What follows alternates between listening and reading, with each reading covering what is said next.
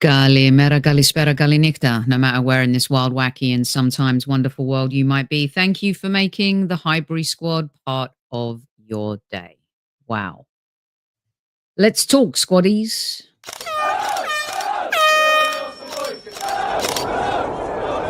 Mind the gap between the train and the platform. Please stand clear of the discussion doors. The next stop is Highbury Squad.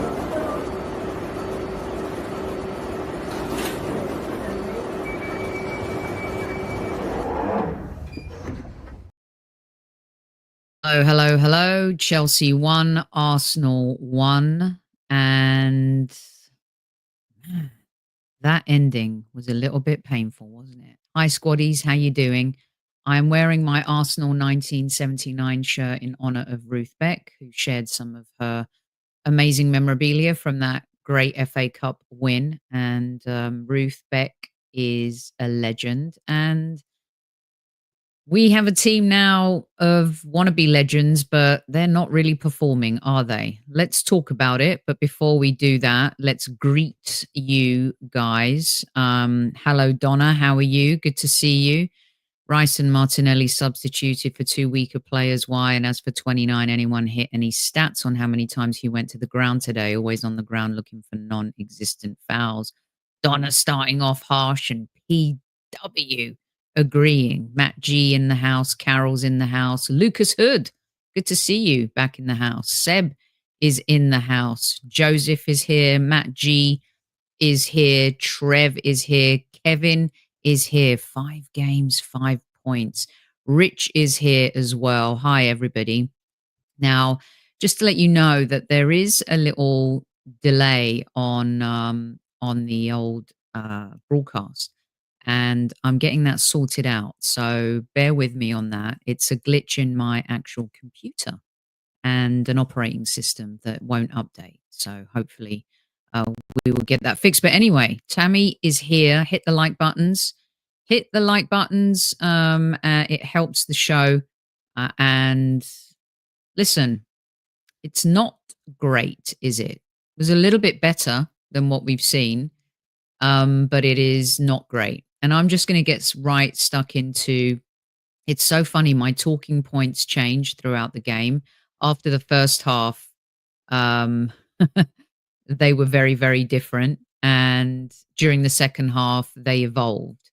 But it's just not the same bite. It's not the same intensity. I think we've lost a lot of our intimidation factor that we have built over the last 2 seasons. It seemed we got a little bit of that gutsiness back in the second half.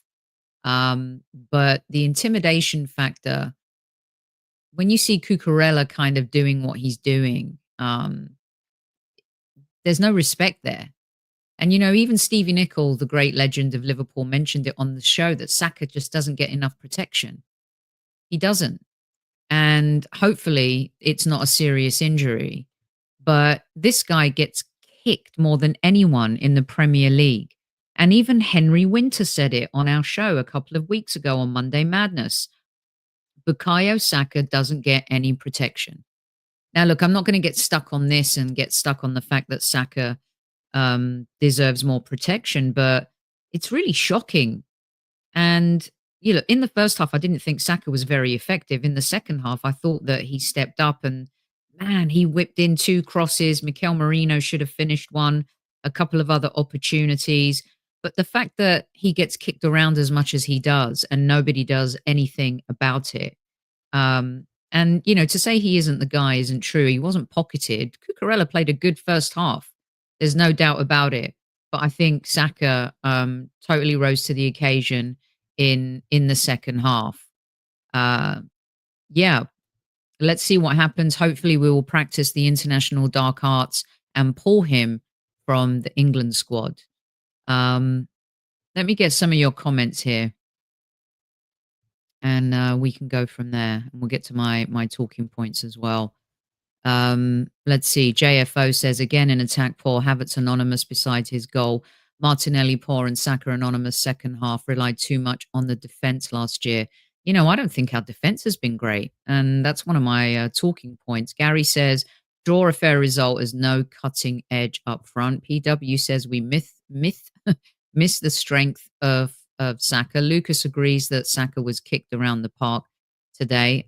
Tammy also would like to take Saka and Rice out. Cucurella always stifles Saka. Seb says, does Saka need to make a bigger stink about his fouls? I love how humble he is, but dark arts need to be upgraded. Not very nice from Yaka about Mikel Arteta. Hi, Ugukochu. Hope you're well.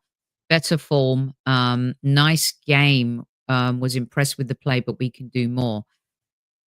I don't think it's comparable to the Arsenal we've grown back in love with over the last 2.5 seasons at all. And today was, a display of the Pep managerial tree. And you've got to give Maresca credit. I'm not here on this post-game show to be giving Chelsea any credit. But what he's done with this Chelsea team so far this season, considering everybody was laughing at them and they became the new dartboard in total disarray on and off the pitch, he's done a very good job. And the job that he has done, I think, that has been the most impressive is the midfield. And even though one of my talking points is about our midfield today, the fact that we need Odegaard is an understatement. I think he grew into the game in the second half. This is a player that hasn't played for a few months. But for anyone out there to be saying, get Odegaard off and put Waneri on, maybe last 15 minutes. But it was Odegaard and that made the pass to Martinelli for the goal.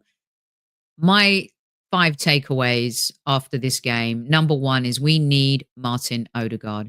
He is fundamentally important to this team. I think that we've played better.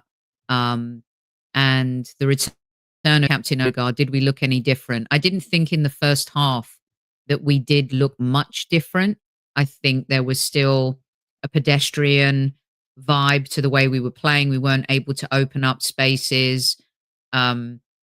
And it was really difficult for us to kind of break through the midfield.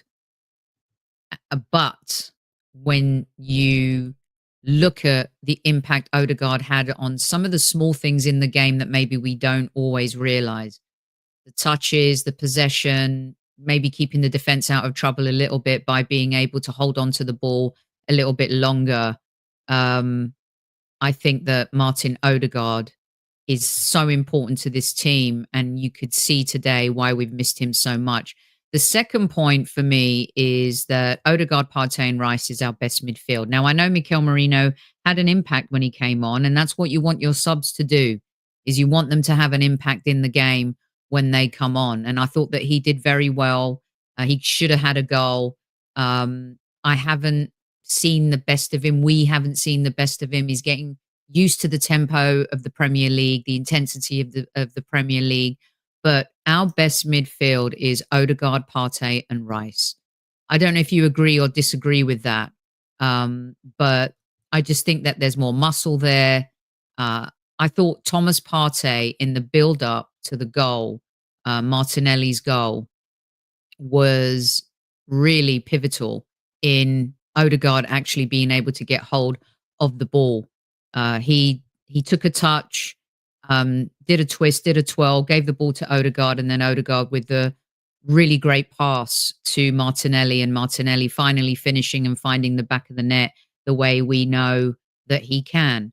And when you couple Rice running up and down that pitch, clearly not 100% fit, but he had an impact in this game, and I thought it was one of Declan Rice's better games this season. But I would love to know what you guys think about the midfield. For me, it is still Odegaard, Partey and Rice when they are all fit. Mike Hurt says he's ridiculously let down by this team. Lynn says, Sophie, we need a number 9 as we would have beat Chelsea. Would we all be saying that if the Havertz goal was offside? And you also have to look at the service that Havertz is getting. One of my other takeaways is, it's point number 4, but I'll bring it up now. Our flank players, I didn't edit that one. Our flank players are a little too predictable.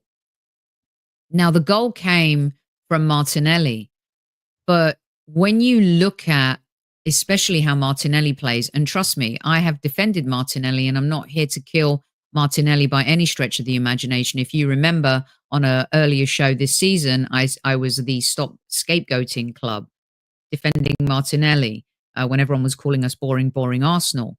But we are a little bit predictable. It's like, and I just scream at the TV, look up, pass sooner. You know, you're right there on the byline. You're trying to take on players. They know what you're going to do. There's no new trick. There's no new turn.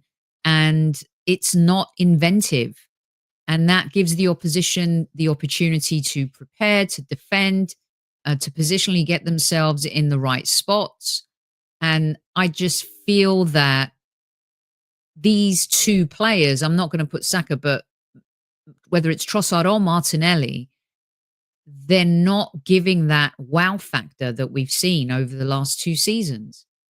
And a lot of the times, you know, whether it's in the Champions League or in the Premier League, you see players, the art of taking on a player and beating a defender is definitely lost. And a lot of people blame that on Pep Guardiola and the way he's kind of reinvented football. But in the second half, you saw that more from Saka, taking on plays. But even Saka sometimes can be a little bit too predictable. Everyone knows he wants to get it on his left.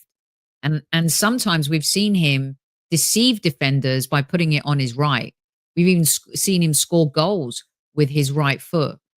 But today it just felt a little bit predictable. And Chelsea, who've reorganized themselves very well, not only in the midfield, but also in defense, I think were totally prepared for all of that. William says we've become tactically predictable. Waneri should have come on. I would have rather seen come on in preference to Jesus. I don't know who the first player is you're talking about there. Tammy says Martinelli is average. Evgeny says, does anybody think we are slow? Yes, I talked about this on TalkSport all weekend, Evgeny, that we need to speed up our play and that we need to unleash our creativity. And one of the things that really scared teams in our reboot seasons and our challenging seasons is the pace of our flank players, but also the speed of which we used to move through the midfield. And that has been a little bit lost. And again today, it was very slow, very slow. Then we lose the ball. And I think it was Havertz that lost the ball for the Pedro Neto goal. And Gabriel was bellowing at Havertz. But I don't think our defense have covered themselves in any glory too either. But you know, Clive Palmer said on Monday Madness something interesting. And I asked him, I said, did we lose our zip, our zest? Was part of our soul taken from that Manchester City result? Because we felt like that was the time, that was the one that we were going to beat them 2-1. And Clive said, unfortunately, as good as our defending was, it gave Mikel Arteta a new concept, a new idea in how to maybe build a game plan from the power of defense. And I think since that Manchester City game, Clive has maybe dotted the I and crossed the T in terms of what's happening to us creatively. And I'd asked Dan and Harry and Tom the same question too. Different responses from them in that maybe mentally it was fatiguing, but the fact that Arteta was given, and you know, he's a new ideas guy. He loves to come up with, fresh ways to beat the opponent. Maybe he's taken that a little bit too far. But then also, he doesn't cross the white line. And players did have opportunities in this match. We did get chances, even at the very death there. Trossard should score, maybe leave it. Why isn't Havertz shouting to him to leave it so he can bang it in the back of the net? So it's not just one thing that you could usually point to that is going wrong. There are several issues across the team. I mean, Timber's not playing well. And I didn't think the communication on that left side was any improved in this match today. And maybe at times Martinelli was having to do too much defensively. And I can't remember who we spoke to last week about the fact that it was Clive, you know, the flair player in football. You remember when there were certain players that just didn't even have to mark or worry about it. And Clive was talking about how Saka really is that guy, but Saka's defensive work is immense. And sometimes, everyone wants to point the finger at Martinelli, but what is being asked of him isn't what you want to see. But that's what the manager is asking him to do right now. And I agree. I think that was offside. I think, Joseph, I agree. I think it was going to be an offside situation. Do you think Arteta has lost the dressing room? I don't. But the spirit is definitely not there. And sometimes when you have played a certain way and that certain way has led you to competitiveness and challenging for the league, and your manager is asking you to do something different, players might not receive that as well. But I don't think you can say that the way that they still tried to grind out a result today, unlike in the Bournemouth game, unlike in the Newcastle game, they showed something a little more today. And they had to, because it's been poor, not only in those 2 Premier League games I talked about, but also Inter Milan. And I know everyone says that was an improved performance, but it's like we had 150 crosses and we were expecting Jesus and Trossard to knock it in the net. So there, from a spirit point of view, maybe, Tammy, a little improvement from the Champions League to today, but we are nowhere near at that level of intimidation, in terms of grit, in terms of togetherness that we have seen. Now, remember, we were having similar conversations this time last year. They went off to Dubai. They came back. We had a terrible Christmas period against West Ham and Fulham. And then January onwards, we kicked in and we kicked off. And Havertz, arguably, together with 2 others, one of our best players. The issue, though, that we have this season is the points difference. Even though we weren't playing well last season, we were very close to the top. And the points difference between us and Manchester City was tight. And now we've dug ourselves in a hole that I'm not sure we're going to be able to get out of. Will Liverpool go through some adversity this season? I think absolutely yes. Manchester City and Arsenal are going through their adversity now. The Arnie Slot gravy train, is it going to last? Alisson's injured, but their backup goalkeeper's pretty decent. But should they lose a Salah, a Van Dijk, a Gravenberch, a Konate, a Luis Diaz, Darwin Núñez has found form again with Arnie Slot. They did fall to the wayside last season, and that was under Jurgen Klopp. Now the spotlight is on Liverpool. How are they going to handle the pressure? Because they've been swanning around up to this point with the narrative being Manchester City and Arsenal. At the start of the season, the narrative was Jurgen Klopp, his legacy versus Arnie Slot. What's he going to do? And he just kind of quietly got on with everything. But now the spotlight is on them. How are they going to handle that? The difference between the 2 of us right now is, I think that obviously they're playing better, but they're playing fearless football and we're playing fearful football. There's just something about us that we haven't pulled the trigger yet. We're finding it hard to connect the dots on the pitch. And I understand if that's 1 game, 2 games, but now it's a few games, and that's where the narrative kicks in with fans, i.e., has Arteta lost the dressing room? I don't know if we're that far yet. Benjamin White has not been the same player this season. He just hasn't. Martinelli and Trossard have lost their mojo, Yanto says. Teng says Saka was impeccable. We probably need more threat coming from the midfield. Agree. Sophie, please, why are people blaming Arteta? Well, he's the manager and he's accountable and responsible for the team. I thought today, though, he put out his best 11, Mikel Arteta.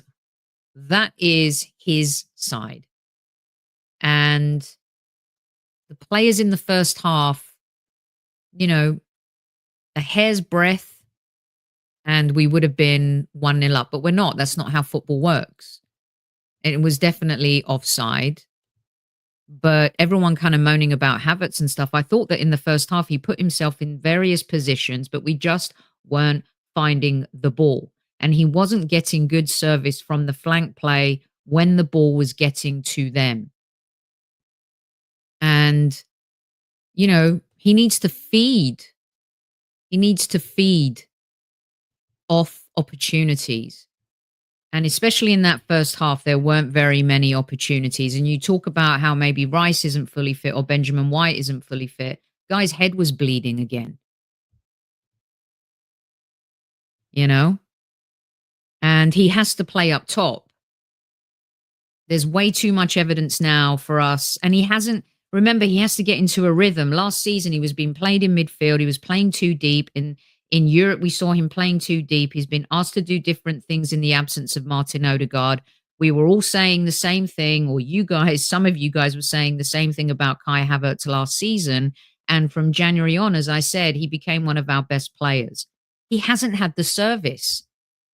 There's been zero. If we're talking about the fact that we haven't been creative without Martin Odegaard, how's Havertz supposed to eat as a striker? And I get it. Do we need a striker? Yeah, of course. It would be great to have a prolific goal scorer who's the edge and who could take you over the edge. But that is not our problem right now. Our problem is creating opportunities, creating spaces, making the right decisions, the final ball, finishing the chances. We're another inch away from calling it who's man of the match. Kai Havertz, 2 goals. It's very frustrating, but I don't think you can blame him. Gunnar Russ, good to see you. We've had a run of very difficult fixtures as well. Yeah, and we played games with 10 men. And Gary Neville said today on Sky Sports, we never usually agree with Gary, you know, Bournemouth, Brighton, Man City couldn't beat them with 11 men and we had to play them with 10. We've put ourselves in a hole. We've made some terrible decisions. We only have ourselves to blame. And now, you know, the distance between City and Liverpool is tricky. And we're hoping for a Liverpool blip at some point. And that may or may not happen. I think they will come across some adversity. But they are playing really good football right now. William, where are you? William, Arteta is running out of ideas, but I hope he can get us back to winning ways. Let's see, Rodney. Also, the fans having no ambition is the reason why Arsenal have not. The fans don't play football, Rodney. The fans aren't the ones who cross the lines and play week in, week out. Most fans want to win. And so does this football club want to win. Arteta fell to the ground today when Trossard scuppered that last gasp chance. And Havertz, is he not yelling at him to leave it, leave it? I don't know. I didn't see. I'm not a lip reader. I wasn't there. But Arteta, I think, mismanaged some of the games when we realized that the Band-Aid that we were putting on the not having Odegaard issue kind of ran out. And he needs to trust players beyond this starting 11. And they're his players, and I just don't think he trusts certain players yet. He wants to go with tried and tested. Wesbird, Havertz isn't getting enough service and also not been playing up front all the time. Yep, totally agree. PW says Havertz has to play as we have no other striker. Mars Gunner, the only players with decent minutes who have played well this season are Raya, Timber, Partey, Saka, and Havertz. I didn't think Timber was great today. I think Thomas Partey has been one of our best players. And I agree with you about Saka as well. Let's see. Kai Havertz has been a warrior for us. Yes. Let's see. Nico Williams. Well, we can keep talking about players that we don't have. And by the way, credit where it's due. Pedro Neto's a really good footballer, isn't he? He's a very, very good footballer. And I don't want to sit here and wax lyrical about Chelsea players. But come on now. He's so good. And I know Gabriel was yelling at Havertz, but also I think our defense has not done a very good job at hunting players down, breaking down the play a lot earlier, you know? And in that situation as well, You know, I think it's really easy to point the finger at Kai Havertz. And maybe he should have done better, yes. But I also think that our defence have lost that great wall of Arsenal vibe. People are getting past them a little bit too easy. Maybe it's because of the midfield. You know, that protection. There's a lot going on, you guys. But I just wanted to give a nod to Neto because I thought that he was superb today in a handful. In the first half where he was on the flank with Ben White and he was putting it on his left, putting it on his right, left, right, left, right. He made Benjamin White just so dizzy. And they should have scored in that situation. And David Raya kept us in the game very early on with that Cole Palmer shot. But other than that shot, I didn't think Cole Palmer did anything. Absolutely zilch. He had a couple of moments, but he wasn't a threat. I don't know if we nullified him or he just had a really poor game. You know, he's been questioned about turning up in big matches and that he does his dazzling against smaller teams. But after that initial shot, I thought, we're going to be in for a long day. Cole Palmer looks up for it. And really after that, he did very little. So, yeah. Let's see. Matthew says, Sophie, I think it's more the midfield that's the issue. Odegaard is back now, decent fixtures ahead, so I'm happy with the performance. It was better. It was definitely better. And I asked the question to Clive, who suffered the most, our attackers or our defence in the absence of Odegaard, because I actually felt that our defence had suffered more without him. They're having to do more. The ball's in their area more. We can't control the tempo of the game without Odegaard. So, yeah. Sterling couldn't play today, Martin, because he is, it's the Chelsea thing. Richard says, time to get rid of Deadwood and start all over again. Didn't we just get rid of Deadwood? This team has only been together 2.5 seasons. 3 seasons. Who's the Deadwood? I mean, other than Jesus and Zinchenko and players like that, tell me who the Deadwood is. Tony says the negative fan channels are critical of Saka limping and the usual Havertz pitchforks a draw. Yeah, I mean, we would take a draw away. Listen, let's look at the evidence. Mikel Arteta has never lost to Chelsea at Stamford Bridge. This is the 6th game now at Stamford Bridge where we haven't lost. The reason why it feels like 2 points dropped is because we had to win today. There's another international break and there is another long season to go. And we have seen teams drop points leading the Premier League. So is it over? No, it's not. But it feels like it might be because we're not playing well. If we start playing well and go on a run of winning games, you're relying other teams to drop points. But we have to be in control of what we do. And right now, what we've known to do well, we're not doing at all. You know, we're not even doing the basic thing that Mikel Arteta loves. You know, off the ball, we're not great. And we haven't been good off the ball most of the season. But if you have this team and they're all fully fit, I believe they'll get fired up. And I don't think it's time to give up on Mikel Arteta. Do you give up on a family member because they're going through a hard time? No, you help them through the hard time. And I know there's going to be a lot of people calling for him to be sacked. That's ludicrous right now. And if Liverpool weren't doing so well, the narrative would be a little bit different. Arne Slot inherited a title-winning team. And he, in my opinion, has got at least 4 world-class players. And that front 3 is lethal. Well, they've got 5. Jota's injured, but Gakpo's a good player. Mo Salah is an absolute legend. Darwin Núñez, I know, couldn't find a goal with a map and a compass, but he's found his form. And Luis Diaz, for me, is one of the most exciting players to watch in the Premier League. Then when you couple the fact that they fixed their midfield, McAllister, Gravenberch, Szoboszlai.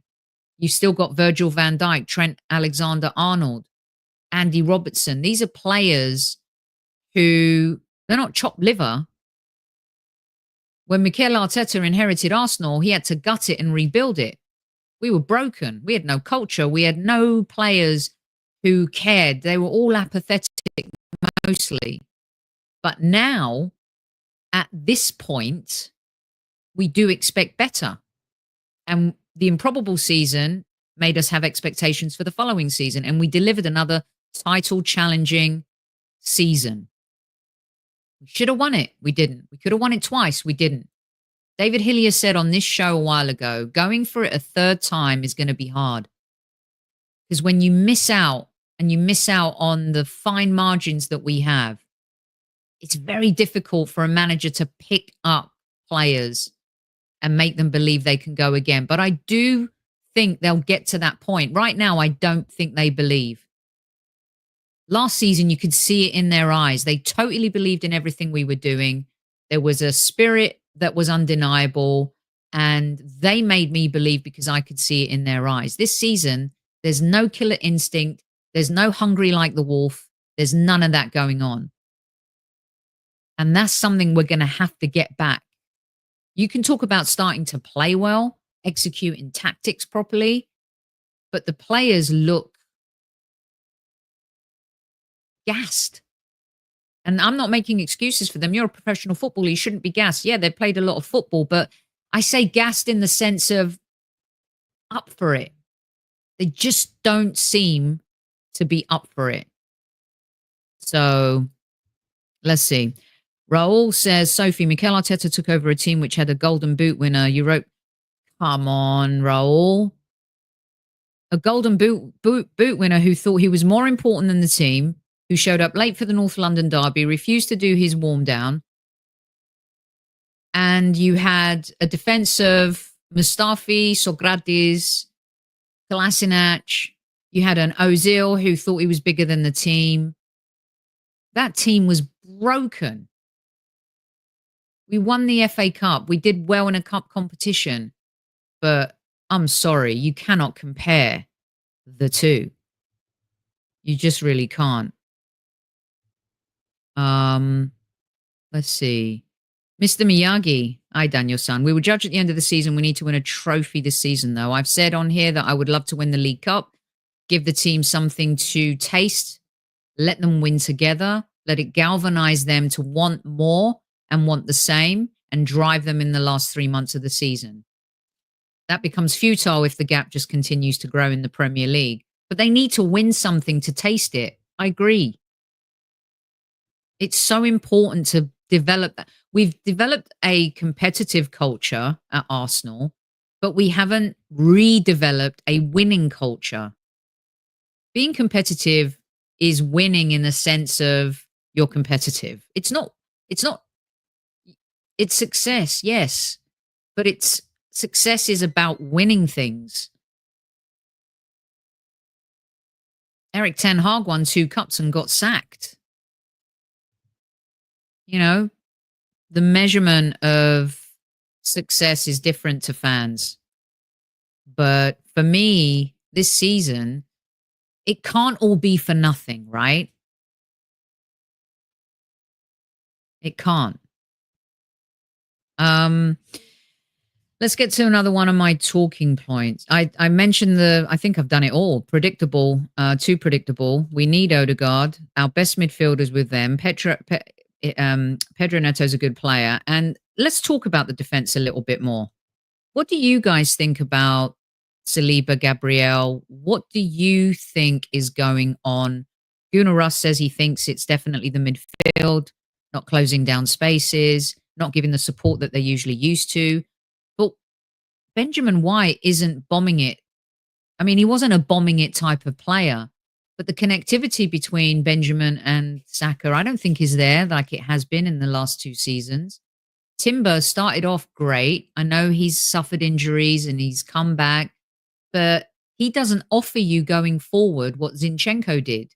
He certainly offers you a lot more in defense than Zinchenko did, but going forward, it's not quite there. And that has a fundamental impact on how Arsenal play football. And starting this movement from the back is so important. And we've seen how important it is. But I just don't think it's there. Now, I'm not saying it can't get there, but I just don't see it. Let's see. I think this is Mohammed. Hi, how are you? White suffered many injuries this season. Yeah, I know. I know it is. But then this is where I will question Mikel, right? If he's not the same player and he's not going to offer you what we need, you're playing it safe. That's the part I'm talking about, is as managing fearful versus fearless. If he can't offer you that going forward, if he can't be that conduit for between the defense and the line of attack to Saka, why play him? And then you'll say, well, who are we going to play? Maybe Timber will work better on that side. Bring Kivior on the left. I think Kivior's kind of been heavily criticised. I know he's not up there in terms of the level of talent that we have in the squad, but he's done a decent job. Arguably, you could say he was the instigator for the goal we should have had against Liverpool. Would have won 3-2. So he trusts that 11 is his favourite starting 11. These are his guys. And good luck to any other player who's trying to break through into the team. Quote from Arteta, there's nothing I can do about that. I'm just praying that after international break, I have the team fit. Is this on, because it's an absolute nightmare. Is he talking about Saka here, Hertzy? Let me know. Kivio needs to be sold, bro. Listen, I'm talking about he's in the squad. And as players are still in this squad, you've got to figure out as a manager that they can offer you something. Kivior went on a run last season, and up until that Bayern Munich game where he got destroyed, he was persona non grata. And then Mikel was forced to bringing him back into the fold because of injuries. I'm using Kivior as an example. There's no Tomiyasu. There's no Zinchenko because he was injured. You have to trust players. And he trusts these guys. And he trusts them all the time to the point where they're being overplayed in some instances. Arteta's furious with concession of the Neto goal and how much space Arsenal left against all our habits. Yeah, that's not his fault, is it? That's the player's fault. Havertz is tired and he switched off for 1 second. Him playing 90 plus minutes will have an effect mentally and physically. Lone Star, we had the better chances today. Nothing wrong with effort or intensity. Long way to go. Byron, the midfield of Partey and Rice is very workmanlike. Yeah, but then you've got Odegaard in there that does all of the beautiful stuff, right? Solutions in defense and bugger all up top. You can't win trophies depending on 3 plays up front. Yes, you can't, Gunnar Russ. We're running on empty. Trossard took it off Havertz's toe. Was Havertz screaming for it? And he was offside anyway. Someone mentioned it earlier, and at the time I thought he was offside as well. Hurricane, I don't see what Mourinho is bringing to the team. He's painfully slow. I thought he was decent when he came on today. I thought he was pretty decent. Tough game. I'm glad to see you back in chat. We resolved that one then, didn't we, Lone Star? Julian, Timber doesn't look quite as effective on the left as he does on the right. Need Calafiori back. Yes. Carol says Arteta needs to take the handbrake off, move the ball at a faster pace. He needs to trust the players who are available. Let's see. Original Nutter. They've been given instructions to be conservative. We have system players who listen to what they've been told to do. Yeah. Where's Bird? Yeah, but he was poor defensively at times today. So, who? Calafiori is missed. He sure is. Arnie Slot may do a Wenger, where he inherited experienced winners and those players felt refreshed hearing a new voice. In the workplace, we all have bosses that we're inspired by, right? And in the workplace, we also get to a point where your boss's voice becomes like a chalkboard. That can happen in sports, where a message doesn't transmit anymore. When I spoke to Gilberto Silva last summer, he said to me, one of the things Mikel Arteta and they are able to do when they're recruiting in particular is transmit the Arsenal culture, their experiences, what it means to be part of the club, this visualization of their future wearing an Arsenal shirt. Edu now is gone. Mikel Arteta may yield more power, but I think Gilberto has a point where some people say, I don't care who takes over from Edu, doesn't have to be an Arsenal player. There is something about culture that matters, selling a vision. And I've been in a position where my boss's voice gets a little bit tiresome, but then something happens and I'm rebooted and reignited and I'm engaged again. Leadership is very difficult. Keeping things fresh is very hard. Keeping employees engaged is not easy. And when you are definitely a leader that is, it's my way or the highway, some players can be fatigued by that.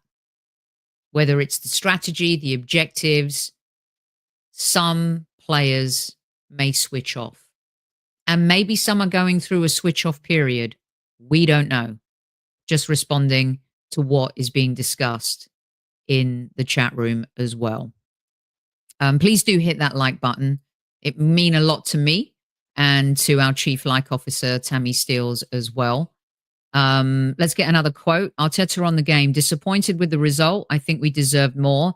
And at the same time, I'm very proud of the team. After scoring the first goal, I'm disappointed with how we conceded the goal.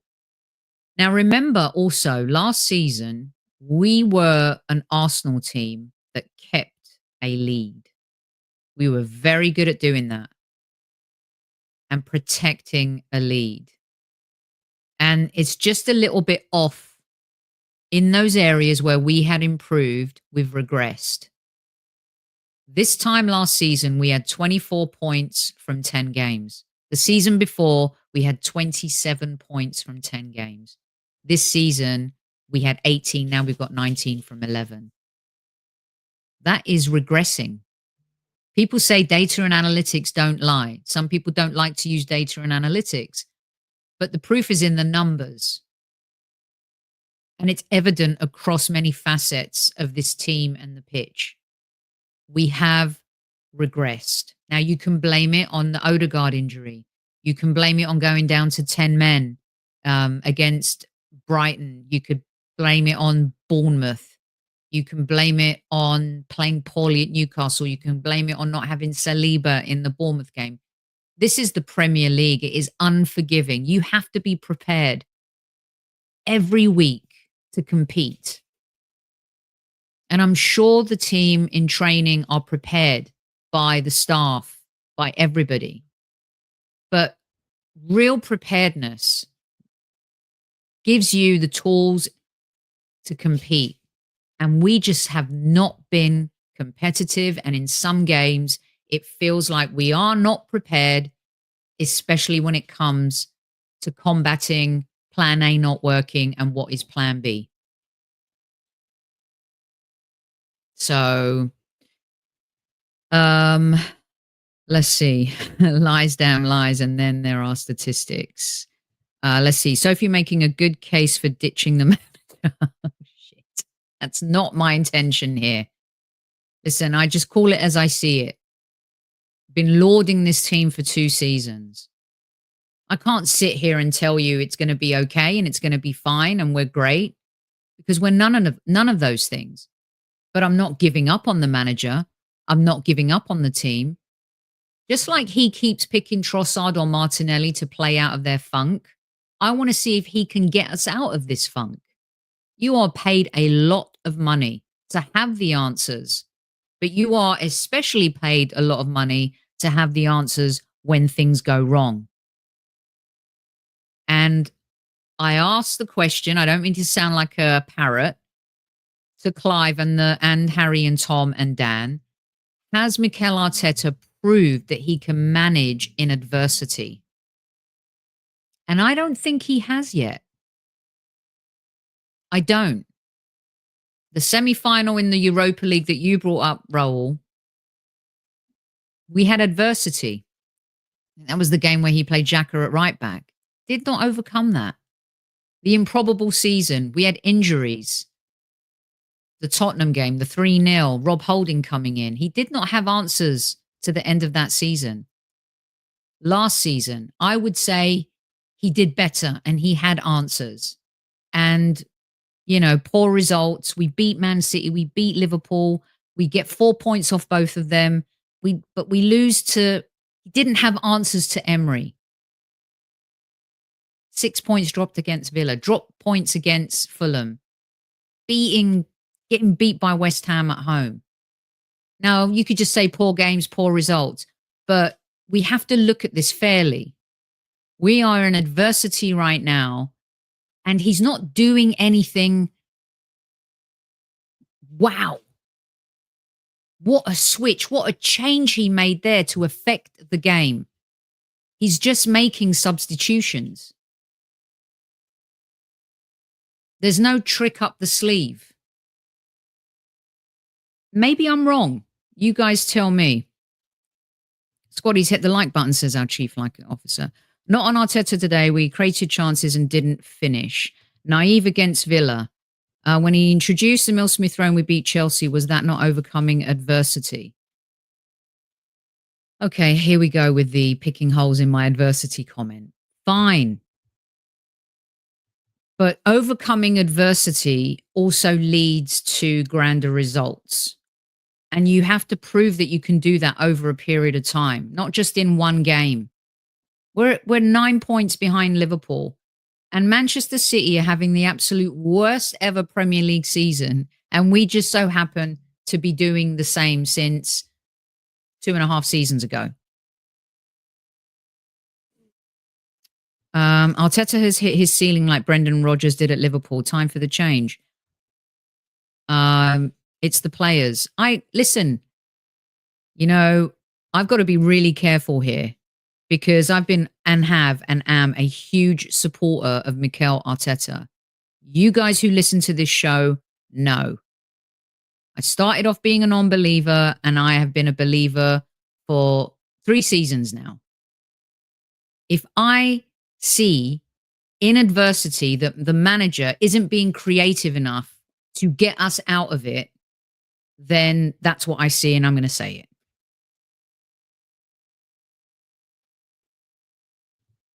Mr. W agrees with you, Sophie, regarding regressing, and Arteta has to prove that he can be the man to not just compete, but also to get us over the line, and we have to live or die by his decisions. Correct. Let's see. What else have we got from you guys? Let's see. We are 50% compared to last season. The whole team are off form. And that's the problem too. Players are sucking at the same time. Sometimes you just have 1 or 2 players who are not in great form. I don't think there's any player that has... No players hit peak form. Some players have been better than others. David Raya kind of rediscovered some of his form today. He'd been brilliant at the start of the season.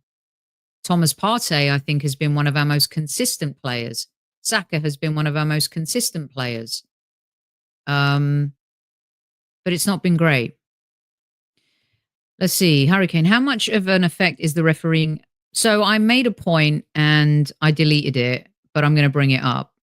I think, where is it? Did I keep it up here? No, I didn't. But one of my points was, I think we're letting the officials get under our skin. There was a little bit too much moaning for me in that match. and itsy bitsy fouls, 2 on the edge of the box. I think one was from Odegaard, one was from Rice, and they were holding their heads like this. They were fouls. Cheap, cheap fouls. Now, no matter what happens to you, you have to keep it together as a player, knowing how we are officiated, knowing that we've had to overcome illogical referees and VARs so far this season. We have to learn to be smarter. We were lucky that Chelsea today really, even though they got in good positions, they got a couple of good free kicks, they didn't have the killer instinct today, but one time with Pedro Neto. And I think it's gotten under the skin of the players a little bit, and you just can't have that. Whether we agree or disagree with how we've been refereed, our players need to be bigger than that. And I thought today they let some of those decisions get under their skin, which means they're thinking about it. Pedro from Le Grove said it on our show. The victim kind of mentality you can't have. You don't want that. How fans feel about the officials to seep into how the team behave about it as well. Right. Wasn't the worst performance? No, it wasn't. Listen, if we were tight in points, most of us would give zeros and we would be happy with the point. But it's because of the points difference that it feels a little bit like deflating. We played better against Inter Milan, but we lost. We played a little bit better against Chelsea. We drew. If we have all of our players fit, there's no doubt this team can go on a run. And we proved that last season. Again, the difference is the points. Can you make up the points? Will others drop points? Okay, let's see. Chelsea fan here. Hi, Karen. Karan. Sorry if I'm mispronouncing your name. Karan, I think it is. Chelsea fan here. Your team looks mentally exhausted after chasing City to the limits for 2 consecutive seasons. Give them a break. The Premier League is very harsh. Yeah, I don't think I'm being harsh, and I appreciate your comment and welcome to the show. I don't think so at all. And I appreciate that, because a lot of Arsenal fans think that, and I said it at the start of the show, that our starting 11 has been overplayed. Mikel Arteta is fixated on that starting 11. So yeah, thank you for your comment. Jimmy Mack, hi Sophie and Squaddies. Hello. Okay. So let's see. Someone's opened the door and the brightness in the back is absolutely radiating on the screen now. So hopefully Arsenal will start radiating after the international break. I really hope that we can get it together, you know. North London is red, says, you seem level-headed. Thank you. Says I'm speaking facts. So many YouTubers love our downfall because they get more views. Not here. I actually get more views and more people in chat when we win. And I never want to be right about anything, because if I'm wrong, it means our team does well. And that is the most important thing. It really, really is. I think today was better. I had this prepared before Martinelli scored. You guys will laugh a little bit. Is there a player of the match? Let's end with that, shall we? Is there a player of the match for you? If you had to pick a player, and then let's give the gaffer a rating as well. Your rating for the gaffer and your player of the match if you had to pick one today. What say you? Let's have it, squaddies. Party man of the match. That's very kind of you, Lone Star. There's a good few of us out there. You know how much I love some of the people that we have on the show, and it's been great, by the way. And I've got a great guest for you for tomorrow's Monday Madness as well. We've been lucky to have Pedro from Le Grove. We've had Clive Palmer on. We had Henry Winter on. And of course, we have Harry and Tom on. And I know that many of you may not agree with Dan, and he has his points of views, but we all have to hear differing opinions. And so, yeah, a lot of people out there that I have a lot of respect for. Okay, Martinelli was man of the match. Is that because he scored? Arteta gets a 7, says Matthew. Party for man of the match. Party, says Trevor. Gunnar Russ says, if you don't like negative vibes, don't watch them. I don't like EastEnders. It's true. If you don't like it, don't watch it. You can switch off. You've got the power. You're the viewer. Arteta, 8, man of the match, David Raya. Partey, Arteta gets a 7. Come on, squaddies, caress the like button. Yeah. Well, I meant our player, Tony, not including Chelsea, but he was probably the man of the match. Partey, Martinelli, Partey. I agree with you, Yanto. Slot and the Scousers will hit a blip. We've got to be there. We've got to be ready to hunt. You know, we've got to stick with the belief that we've done it before, we could do it again, but it's going to be tough. But I agree. Keep it close, and we may have a chance. Oh, gosh, harsh. 3 for the manager, 3 for the players. Crikey. 8.5 for Martinelli. Brilliant work rate today. Partey, man of the match. Partey is the man of the match. Arteta, 6. Odegaard gets Filson's man of the match. Partey all day long. I thought Partey was the man of the match. And you know what? He has been absolutely ripped to shreds. Thank you, Chief Like Officer. He's been absolutely ripped to shreds, Thomas Partey. And he really has stepped up this season. Whether he's playing in right back against Liverpool was great. I don't want to see him at right back because you see the difference in the midfield. Breaking down passes, breaking down plays.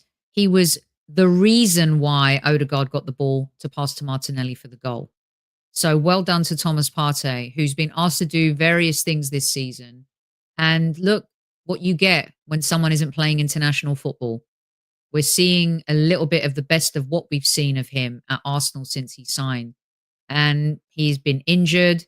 We know that he's a Rolls-Royce type midfielder. So Thomas Partey gets my player of the match as well today. Right.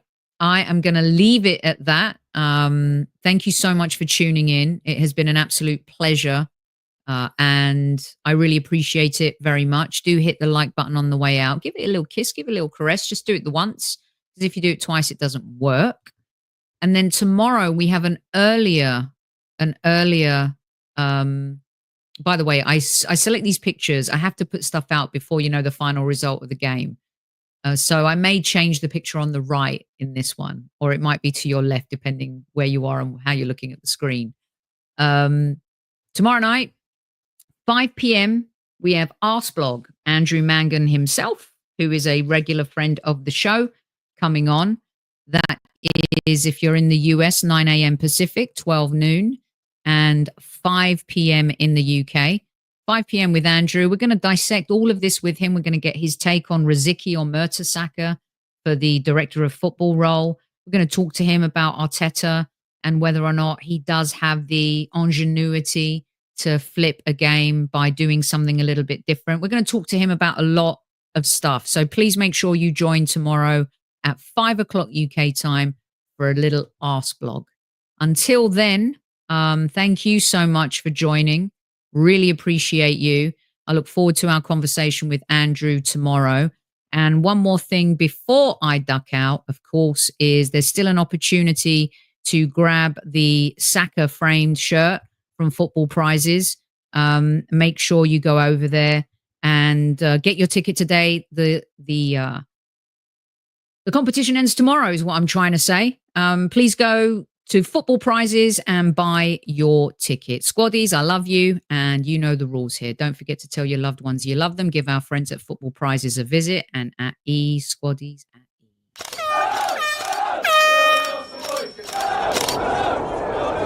Mind the gap between the train and the platform. Please stand clear of the discussion doors. The next stop is Highbury Squad.